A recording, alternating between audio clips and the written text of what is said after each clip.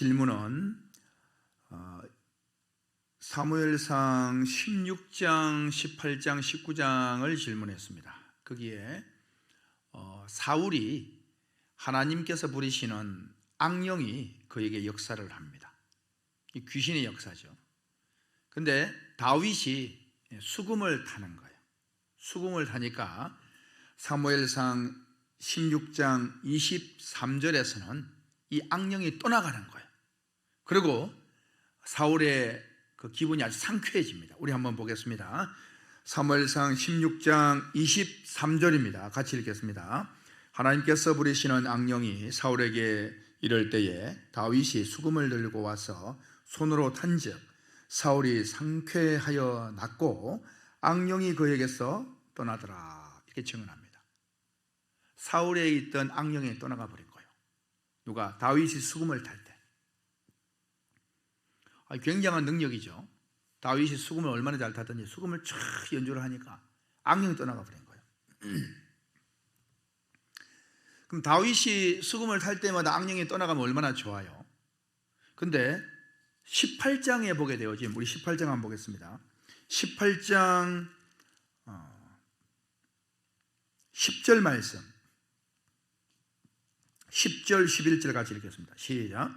그 이튿날 하나님께서 부리시는 악령이 사울에게 힘있게 내리매 그가 집안에서 정신없이 떠들어대므로 다윗이 평일과 같이 손으로 수금을 타는데 그때 사울의 손에 창이 있는지라 그가 스스로 이르기를 내가 다윗을 벽에 박으리라 하고 사울이 그 창을 던졌으나 다윗이 그의 앞에서 2번 피하였더라. 아멘. 자, 오늘 여기서도 사울이 악령이 역사를 하는 거예요. 그때 다윗이 평일과 같이 오늘 10절에 보니까 평일과 같이 손으로 수금을 연주를 한 거예요. 그런데 16장 23절에서는 떠나갔는데 오늘 18장에서는 떠나가지 않는 거예요. 더 발악을 하면서 도리어 사울에게 이 악령이 역사해서 다윗을 창으로 벽에 박아 죽이려고 창을 던졌다는 것이에요. 왜 떠나지 않았을까? 자, 19장도 한번 보겠습니다. 사무엘상 19장 9절 10절 말씀 우리 같이 한번 읽을게요. 9절 10절 다 같이 시작. 사울이 손에 단창을 가지고 그의 집에 앉았을 때에 여호와께서 부리시는 악령이 사울에게 접하였으므로 다윗이 손으로 수금을 탈 때에 사울이 단창으로 다윗을 벽에 박으려 하였으나 그는 사울의 앞에서 피하고 사울의 창은 벽에 박힌지라 다윗이 그 밤에 도피하매. 아멘. 오늘 19장에서도 동일하게 악령이 역사할 때 다윗이 수금을 탄 거예요. 그런데 19장에서도 악령이 떠나지 않는 겁니다. 다윗을 도리어 죽이려고 창을 들어서 벽에 박으려고 했다. 이렇게 기록을 하고 있습니다.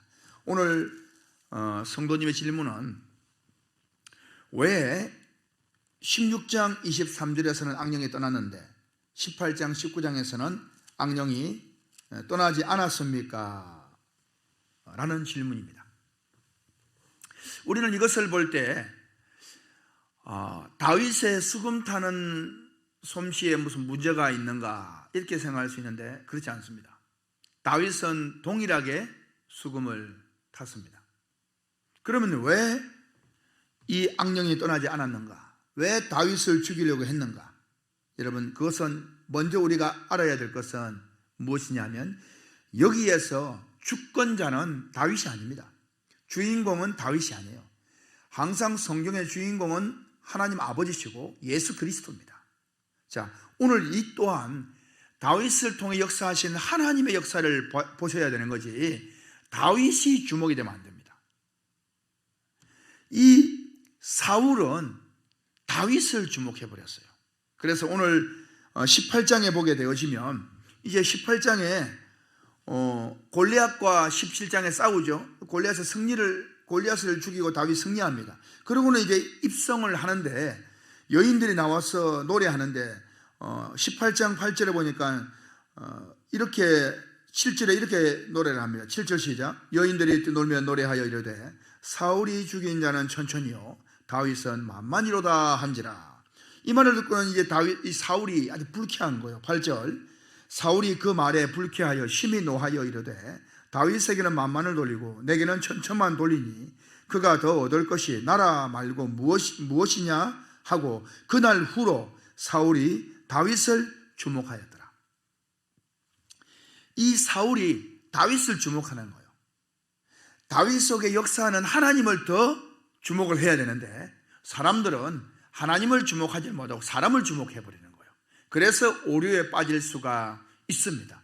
하나님께서 들어서는 다윗을 주목하면서 하나님께 서로 영광을 올려드려야 되는데 다윗에게만 주목해버리니까 시기 질투심이 일어났던 것이지요. 자, 그러면 일단 뭐냐 하면 우리 또한 이 성경을 통해서 누구에게 주목해야 되냐? 하나님의 역사에 주목을 해야 됩니다.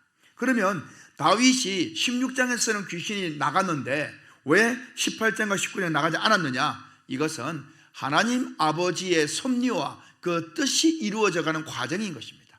다시 말하면 사울은 패하고 다윗이 세워져야 되는데 이제 이 사울과 다윗이 아주 가까운, 다윗이 이제 사울의 무기 드는 사람이 되지 않습니까? 군대 장이 되고 그렇게 16장에서 아주 좋았는데 이제 이게 갈라서는 것이에요. 왜냐하면 사울은 악신이 역사하는 그런 왕이고 다윗은 성령이 역사하는 왕이거든요. 그래서 이렇게 갈라서게 됩니다. 예를 들면 이런 것이죠. 여러분 요한계시록 11장에 보게 되면 두 증인 사역자들이 나옵니다. 그 사역자들의 증언을 보게 되어지면 7년 환란 전 3년 반 동안에 불같은 말씀을 전합니다. 그래서 11장 5절에 보게 되면 그들을 해하고자 하는 악한 자들이 있으면 도리어 두 증인 사역자들, 하나님의 그 종들의 입에서 불이 나와서 그 원수를 태워버리고 살아버리는 그러한 역사를 이루는 것이죠. 아주 강력한 말씀의 권세로 승리하는 전 3년 반의 역사를 이루는 것입니다. 그런데 그 11장 이제 5절에서 그랬고 7절 넘어가게 되어지면 7절에서는 그들이 죽임을 당합니다. 근데 그 이유를 뭐라고 말했냐면 그들이 증언하는 그 사명을 마칠 때에라고 기록을 하고 있습니다. 그들이 사명을 마칠 그때에 무저갱으로부터 올라오는 짐승이 나타나서 그들을 아주 그냥 죽여버리는 것이었습니다. 그러니 아주 무기력하게 그냥 죽임을 당하게 되거든요. 그렇게 강했던 자들이. 그렇습니다. 그러나 그 죽음으로 끝나는 것이 아니고 다시 그들이 부활해서 첫째 부활자의 영광의 자리에 앉게 되어지는 그러한 모습을 요한계시록 11장에서 볼 수가 있습니다. 아주 강하고 아주 능력 있는 사역을 감당했지만은 그러나 사명을 다했을 때는 또 다른 차원으로 넘어가게 되어지는 모습을 보게 됩니다. 다윗 또한 마찬가지입니다. 다윗이 사울 앞에 서게 되어집니다.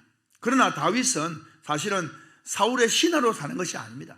다윗은 이미 하나님 아버지께서 왕으로 택정한 그러한 아들인 것입니다.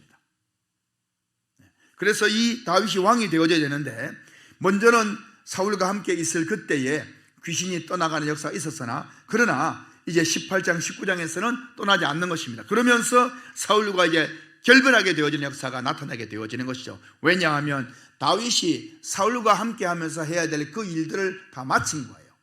하나님 아버지께서는 다른 일들을 위해서 또 다윗을 보내는 것입니다. 결국은 19장 이후에 보게 되어지면 아둘람 굴로 가게 되어져서 거기에서 이제 왕으로서 정상적인 왕으로서 대우를 받는 건 아니지만 아둘람 굴에 억울한 사람들 다 불러 모아서 그들을 이끌면서 세를 이루어가는 그러한 다윗의 모습을 보게 됩니다. 해서 왜 16장에서는 되어졌는데 18장 19장에는 안 됐습니까? 그것은 하나님 아버지의 섭리를 따라 다윗이 능력이 없는 게 아닙니다. 하나님의 능력이 없는 게 아니에요. 하나님께서 또 다른 차원으로 가게 되어지는 그러한 사명의 완성의 단계를 말하는 것이다. 이것이 첫 번째입니다. 자, 그리고 두 번째는 무엇이냐?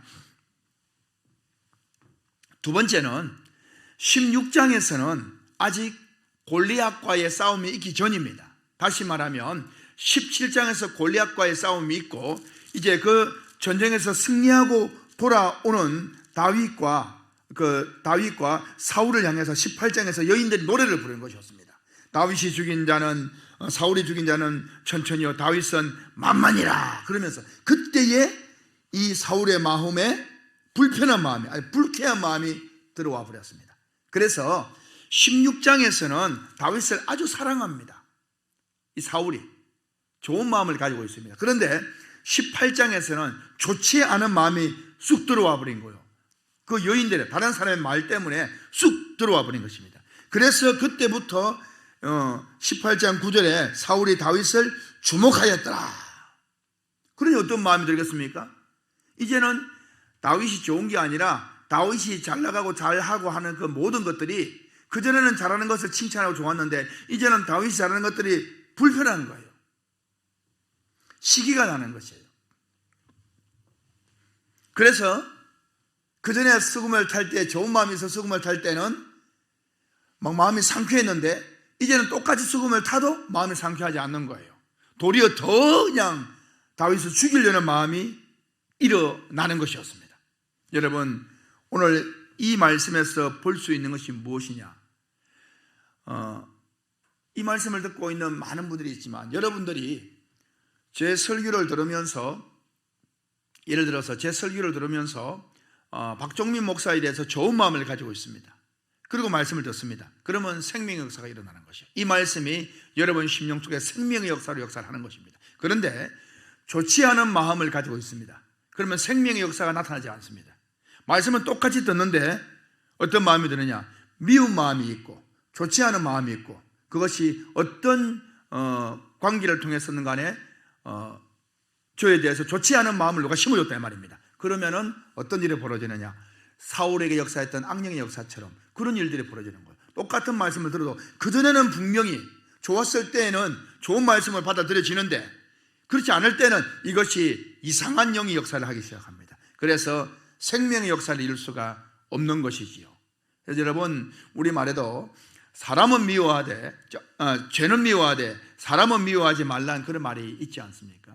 여러분들이 사람을 미워하기 시작하면 그 사람이 하는 모든 것도 다 미운 거예요. 하나부터 열까지. 이것은 교회 생활이나 가정 생활이나 직장 생활이나 모두가 마찬가지입니다. 그 사람이 미워지면 하는 모든 것이 미워지는 것이에요. 그래서 죄는 미워해도 사람은 미워하지 말라 그랬거든요. 여러분 마음속에 미워하는 마음이 있다면 그런 사람이 있다면 그 미워하는 감정을 이겨야 됩니다. 그렇지 못하면 결코 생명의 역사가 나타날 수가 없습니다.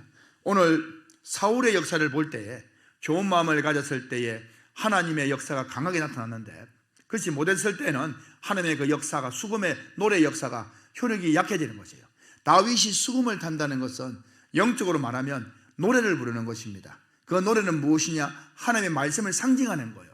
그래서 새 노래로 여호와께 노래하라 그러지 않습니까? 이것은 하나님의 깨닫는 말씀을 상징하는 겁니다.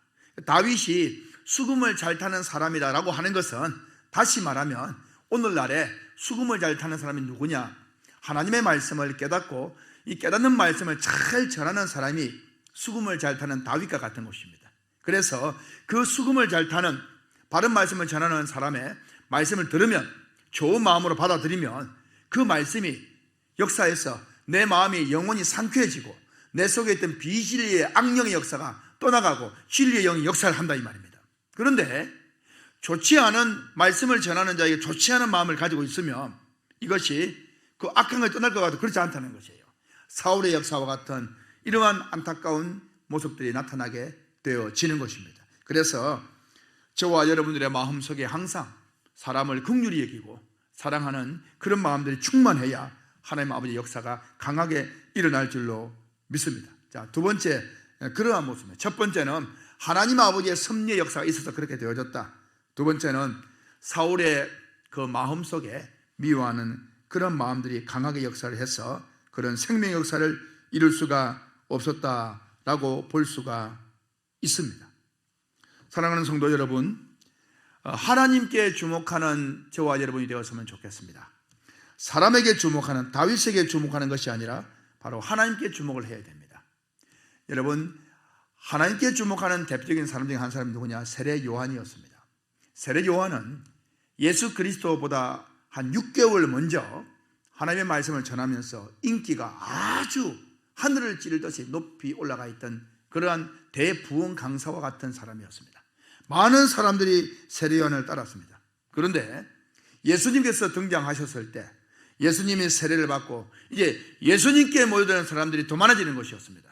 그때에 세례요한의 제자들이 시기하는 마음으로 그 주되는 세례요한에게 예수님에 대한 이야기를 했을 때 세례요한은 요한복음 3장 30절에서 이렇게 증언합니다. 그는 흥하여야 하겠고 나는 망하여야 하리라. 이 말 속에 하나님의 섭리와 자기의 사명과 그 하나님의 역사를 정확하게 바라보면서 고백하는 그러한 믿음의 사람이었습니다. 오늘 저와 여러분들이 하나님께서 귀한 말씀의 사명을 주셔서 이제 이 땅의 사명을 이루어 갑니다. 우리는 이 모든 사역의 현장 속에, 사명의 현장 속에 하나님께서 역사하신 것을 바라보면서 사람을 바라볼 수 있는 그러한 귀한 눈이 있어서 악령의 역사가 저와 여러분에게 틈타지 못하는 그러한 말씀의 사람, 수금을 잘 타는 사람 되어지기를 주 예수 그리스도 이름으로 축복합니다. 감사합니다.